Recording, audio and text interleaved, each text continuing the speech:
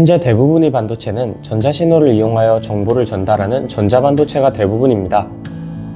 그러나 이 신호를 전자신호가 아닌 빛을 이용한다면 어떻게 될까요? 광신호를 이용한 광반도체는 전자신호보다 훨씬 빠른 속도뿐만 아니라 더욱 넓은 대역폭, 발열 문제 해결 등 전자반도체가 가진 문제를 해결해 줄 수 있을 것입니다.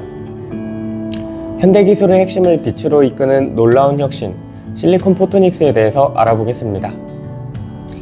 금속도성과 달리 광섬유는 시그널 로스가 거의 없어 멀리 떨어진 거리에서도 신호를 안정적으로 전달합니다. 그렇기 때문에 계산을 수행하는 것이 아닌 계산된 결과를 전송하는 통신기술은 이미 광통신기술이 거의 독점을 하고 있습니다.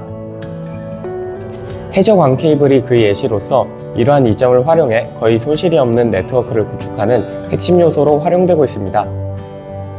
전 세계에서 주고받는 엄청난 양의 데이터들을 처리하는 곳이 바로 데이터 센터입니다. 데이터의 통신은 광신호를 이용한다고 하지만 그러한 데이터의 처리는 결국 전자신호로 하고 있습니다.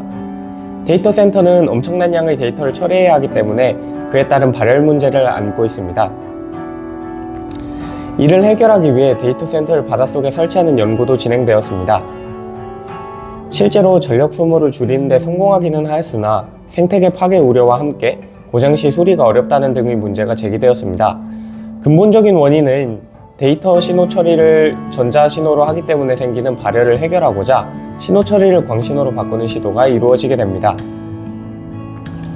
칩과 칩 간의 통신을 광신호로 하기 위해서는 칩에서 광섬유를 만들어낼 수 있어야 하는데 반도체를 만들 때 사용하는 실리콘이 굴절률이 3.5, 그런데 실리콘을 산화시킨 SiO2가 굴절률이 1.44로 실리콘 기판으로도 광섬유를 만들 수 있다는 것을 발견하게 되었습니다. 실리콘 기판 위에 만들어진 이러한 광섬유를 웨이브가이드라고 부릅니다. 웨이브가이드가 발견된 후 실리콘 포토닉스라는 분야가 주목받기 시작하였습니다. 칩과 칩을 광섬유로 연결하는 기술이 연구, 개발이 되고 있고 이를 통해 발열을 줄일 뿐 아니라 전력과 비용 절감, 대역폭을 넓히는 등의 이득을 얻을 수 있게 되었습니다. 여전히 칩 안에서의 처리는 전자신호로 처리되고 있기 때문에 모든 처리를 빛으로 하는 옵티컬 인터커넥트 온 칩이라는 개념이 등장하였습니다. 이를 통해 엄청난 속도와 성능 향상이 가능할 것으로 보이지만 아직은 연구 단계에 머물러 있습니다.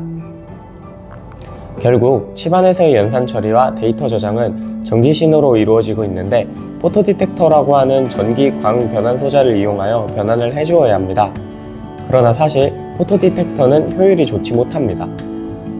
전기를 광신호로 변환하는 과정에서 전력 손실, 데이터 손실, 발열, 시간 지연이 발생합니다.